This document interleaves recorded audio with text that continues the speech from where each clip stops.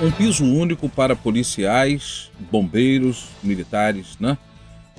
Seria a proposta da PEC 300. Piso único em todo o território nacional.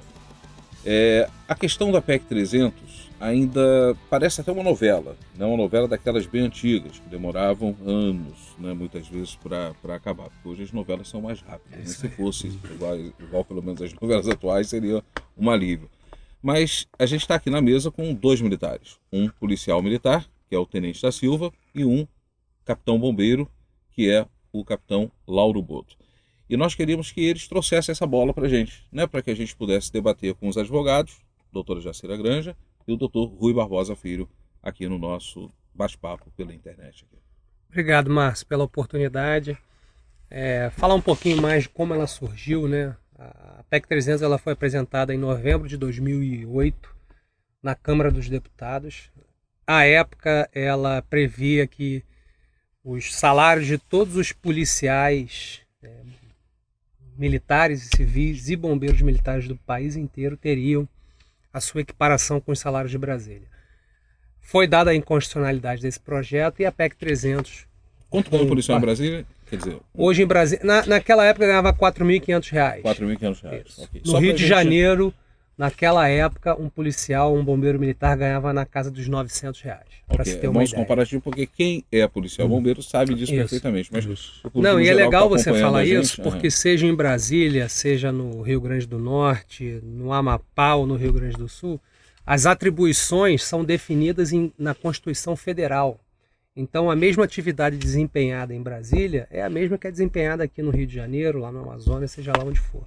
Então, a proposta era justamente a gente, já que tem a mesma atribuição, que tenha uma remuneração, primeiro, digna e que seja pelo menos uma remuneração norteada por algum estado que tenha uma melhor remuneração.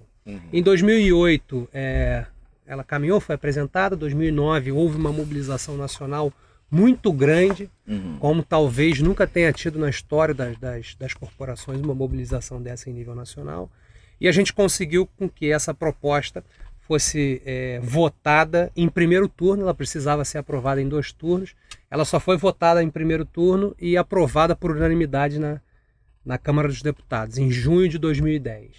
E com algumas modificações primordiais, que ela deixou de ser essa equiparação com o salário de Brasília e passou a ser a criação de um piso salarial nacional, custeado esse piso justamente por um Fundo Nacional de Segurança Pública, que não existe, né, em âmbito nacional. Não existe. O governo federal lava as mãos e, além de não existir um planejamento, não existe nenhum fundo que custeie as atividades de segurança pública, incluindo a remuneração digna dos agentes de segurança pública no Brasil afora.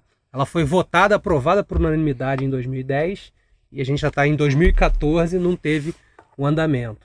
Né? Pra você ter uma ideia, dos 513 deputados na Câmara dos Deputados, nenhum representa a área de segurança pública, seja ele bombeiro, policial militar, policial civil. E eu acho que é um pouco do reflexo, né, de como o governo federal trata a área da segurança pública. A gente não tem representantes que levantem essa bandeira lá no Congresso. Ok, eu quero ouvir ainda a opinião do Tenente da Silva com relação a essa questão. Você acredita que ainda é possível isso vir a acontecer, né, de fato?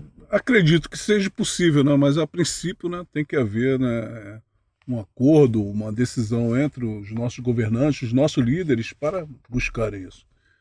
Porque se discute muito a PEC 300, porque cada estado, né, eles alegam ter uma receita e o estado mais pobre poderia ser prejudicado e, como ele citou aqui, né, o Lauro Boto, não teria esse problema porque cria o Fundo Nacional de Segurança Pública. Como hoje já existe o Fundeb, que é o Fundo Nacional de Educação Básica. Então, é tirado percentuais do IPI, do ICMS para esse fundo. Então, não teria problema de caixa em relação a pagar os policiais militares no sentido da PEC 300. Então, teria que ter muita vontade, né? E contamos com o Lauro Boto lá no Congresso para brigar por isso. que se trata mais de vontade em relação do que o poder dos estados em ter recursos, né, para pagar ou não, porque tem condições de se tirar esse recurso para pagar dignamente os policiais militares. Eu acho importante, Márcio, isso que o da Silva colocou aqui, e principalmente a atividade policial no Brasil é cada vez mais contestada, e tem que ser, né? Partindo do princípio que a gente só evolui a partir da crítica, a gente tem que criticar sim, mas a gente tem que oferecer condições mínimas, né, do policial se dedicar exclusivamente à atividade dele, né? Dar uma segurança primeiro para a família dele, para ele depois conseguir oferecer a segurança para a sociedade. E hoje a gente não vive isso no Brasil. A gente está falando de Rio de Janeiro. O policial tem que ter duas atividades. Duas, a maioria 3 atividades. Tem que se desdobrar. Exatamente. Ele trabalha no quartel, quando sai, ele tem que ter uma outra atividade para complementar a renda dele. Complementar a renda. Exatamente. E muitos deles são mortos em segundas atividades. E o que acontece? O Estado hoje, né, principalmente aqui no Rio, criou vários tipos de gratificações que acabaram incorporando ao salário do policial. Que ele ganha uma gratificação de R$350 que não aumenta. Se ele perder aquela gratificação, ele perde, vamos dizer que ele pega uma licença médica, ele perde esses R$350. Então ele tem que exercer o bico, né, que a gente fala, o bico aí, criou até o próprio Estado, ele assumiu, literalmente, que ele paga mal o seu servidor. A partir do momento que ele criou o bico oficial, que é o PROES e o RAS. Se o Estado cria um bico oficial, ele está falando que, estou pagando mal o meu servidor. É verdade.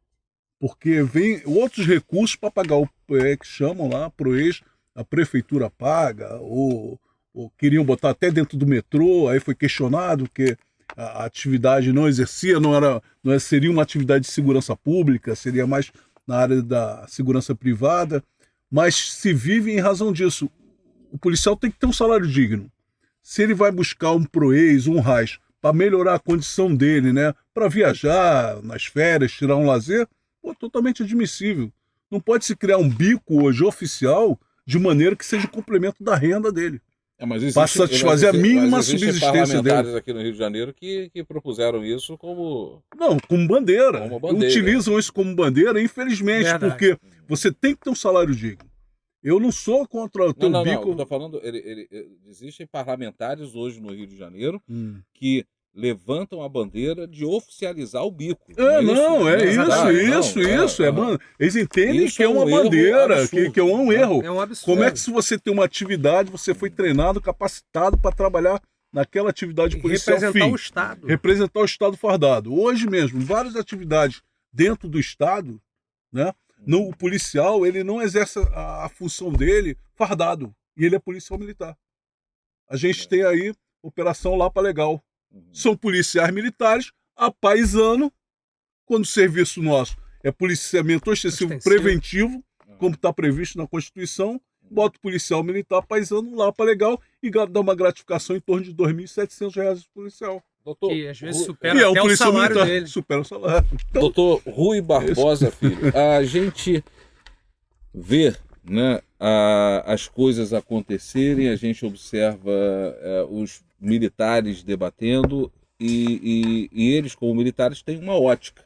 Eles veem a coisa de dentro para fora.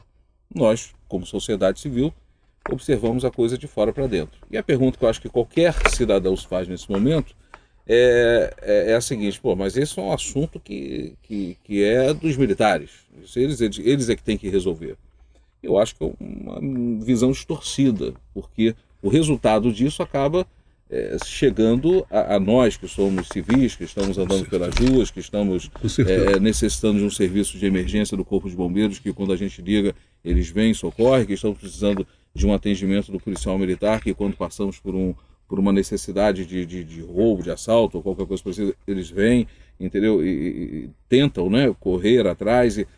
A nossa visão, acho que qualquer pessoa que esteja vendo acompanhando esse debate está se perguntando, mas em que isso pode trazer benefício para mim, como civil? né, a PEC 300 é uma briga dos militares ou uma briga da sociedade? Essa é a pergunta que eu faço para você. Veja bem, deve ser uma reivindicação de classe com efeito social. Essa talvez fosse a definição mais tranquila.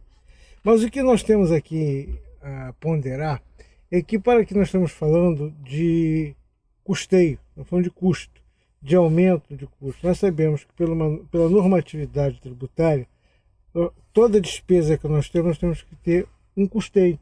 De onde viria esses recursos? Vem de um fundo. Tá bom, esse fundo seria o órgão que seria catalisador de todos os recursos que esplair-se-ia para o pagamento dessa despesa. Mas eu te pergunto o seguinte, em que base que nós teríamos para alocar esses recursos para colocar nesse fundo? Porque, na verdade, nós teríamos o aumento de uma carga tributária em algum lugar. Porque o dinheiro não existe, esse dinheiro não existe. Existe a ideia, mas para que você tenha ideia, você tem que ter esses recursos. E a Constituição, o Código Tributário Nacional e a própria Constituição prevê as formas pelas quais você pode criar despesa. A criação da despesa decorre de uma fonte de custeio. Como é que nós vamos otimizar, como é que nós vamos legalizar, como é que nós vamos tornar isso factível? Então, antes dessa discussão, a PEC 300 discute o fim. Nós temos que discutir o meio dessa discussão. Nós temos um fundo, tudo bem, mas esse fundo vai ter recursos de onde? Porque você vai ter que tirar esse recurso, porque, na verdade, o recurso da União é um cobertor que ele estica lá em cima, encolhe lá embaixo. O nosso problema que nós temos que fazer é muito simples, é que nós temos que acabar esse regime que nós temos hoje de federação, porque esse regime que nós temos foi criado pela Revolução, com os militares que criaram um sistema para arregimentar todos os recursos e dominar toda a sociedade brasileira. Ninguém mora na União. Você conhece alguém que mora na União? As pessoas moram no município. Então você pega o município do Rio de Janeiro, pega o município de São Paulo, os municípios mais ricos do Brasil, a União vem aqui e retira o nosso dinheiro. E depois, quando nós precisamos desse dinheiro para pagar o bombeiro, porque, na verdade, nós temos que analisar o seguinte, o policial militar no Rio de Janeiro tem uma necessidade maior do que numa cidade com um contingenciamento menor de pessoas. Mas o Rio de Janeiro, São Paulo, por exemplo, são cidades de Minas Gerais, são as 3 maiores metrópoles do Brasil, as que arrecadam mais e as que têm maiores custos. A saída, vamos pegar lá no interior de Alagoas, dizer, o corpo de bombeiro lá, talvez ele não tenha uma atividade por mês. É verdade. Tá certo? Aqui no Rio de Janeiro, quando tem um incêndio aqui, é preciso levar vários corpos, vários quartéis. Qualquer incêndio aqui no Rio de Janeiro, um edifício, são 10 quartéis de 50 escada mais giro, não sei quantos mil homens. Então, o custo, quanto custa isso para o Estado do Rio de Janeiro? Nós criamos aqui a taxa de incêndio. Mas a taxa de incêndio é uma coisa que tem tanta descredibilidade que ninguém paga. O cidadão carioca, 90%, não paga essa taxa. Por quê? Porque ele acha que não tem que pagar uma taxa porque já paga todos os impostos. Não é isso? Então, o que nós temos que criar, eu acho que o senhor, capitão, o senhor vai chegar lá, se Deus quiser, tenho certeza que vai chegar lá no Congresso. Você tem que criar uma base, nós temos que mudar. É o nosso modelo. Ninguém mora no município. É verdade. Aliás, ninguém mora na federação. As pessoas moram no município. Pegando até o gancho nisso que o senhor está falando, da questão tributária, né, da arrecadação, de onde viria, a minha proposta é muito clara e a gente tem previsão de onde arrecadar para conseguir criar esse fundo. Todos nós aqui pagamos diversos seguros, seja o seguro do nosso carro, da nossa casa, seguro de vida. Se nós conseguíssemos taxar em 1% todos esses seguros feitos no Brasil inteiro, eu tenho certeza que a gente conseguiria um fundo de segurança pública nacional na casa aí de alguns bilhões. Mas o senhor não acha que iria incomodar muito o cidadão, sabendo que iria se criar mais uma... Não, o imposto seria dentro dos seguros. A grande verdade é... As seguradoras, o cidadão não seria influenciado em nada. Ainda que o cidadão seja influenciado, nós temos aqui na cidade do Rio de Janeiro um exemplo muito claro disso. Ainda que o cidadão seja... Não é o caso de colocar, eu estou entendendo a sua proposta, mas ainda que exista uma proposta onde o cidadão pague, eu acho que o cidadão nem se incomoda de pagar. Desde que tenha resposta. Por exemplo, eu não vejo ninguém reclamar do fundo lá dos bombeiros, da taxa de incêndio. Né? Não vejo ninguém reclamar da taxa de incêndio. Tem aqueles caras que reclamam até do pão que tá caro, né? O pão tá caro, mas normalmente, né? No geral, eu não vejo ninguém reclamar da taxa de incêndio. Quando foi estabelecido aqui no município do Rio de Janeiro, e aí eu tenho que voltar atrás, eu não tenho o menor problema, porque na época eu malhei, critiquei, porque toda a ação por parte do governo gera uma desconfiança, entende? Mas quando foi estabelecido pelo Eduardo Paes a questão da taxa de iluminação, né, e a Câmara votou, foram todos duramente criticados, todos os vereadores, eu fui um dos que critiquei, e também critiquei o Eduardo Paes, mas a taxa de iluminação está fazendo com que a iluminação das ruas da cidade do Rio de Janeiro melhore, e estão hoje bem melhor. E aí a própria população não reclama de pagar aqueles 10, aqueles 8, aqueles 18 reais a mais na conta. A discussão não era quanto ao objetivo da taxa. A discussão era que você pega o IPTU de 10 anos atrás, você vai lá o TIP, o TCLP, aquilo já era cobrado. Ele, na verdade, está fazendo uma nova cobrança, sem tirar aquela outra. Recobrança. Uma recobrança. Porque você vê lá, pega o teu IPTU, lá, você vê o TIP e o TCLP. Isso é taxa de iluminação pública. Ele já estava cobrando isso. Ele aumentou isso através de um novo tributo. Então, o que nós temos? O que o povo discutiu não foi... Ninguém é louco de dizer que não quer pagar a taxa de iluminação pública. Agora, o problema é o seguinte, é que você vai no subúrbio, aí o cara paga lá e não tem luz lá para ele. Tá certo? Aí você vai em vários lugares do Rio de Janeiro que você não paga isso. Você anda hoje na rua Barata Ribeiro, em Copacabana, o César Maia teve lá, ele mudou aquelas lâmpadas, botou aquelas lâmpadas amarelas lá, que iluminam nada. Não ilumina nada. De noite, os carros na rua Barata Ribeiro, em Copacabana, eles têm que andar de farol aceso, porque senão eles não conseguem. Mas na época estava tendo uma epidemia de dengue, e as lâmpadas amarelas espantavam os mosquitos da dengue. Era uma forma de combater.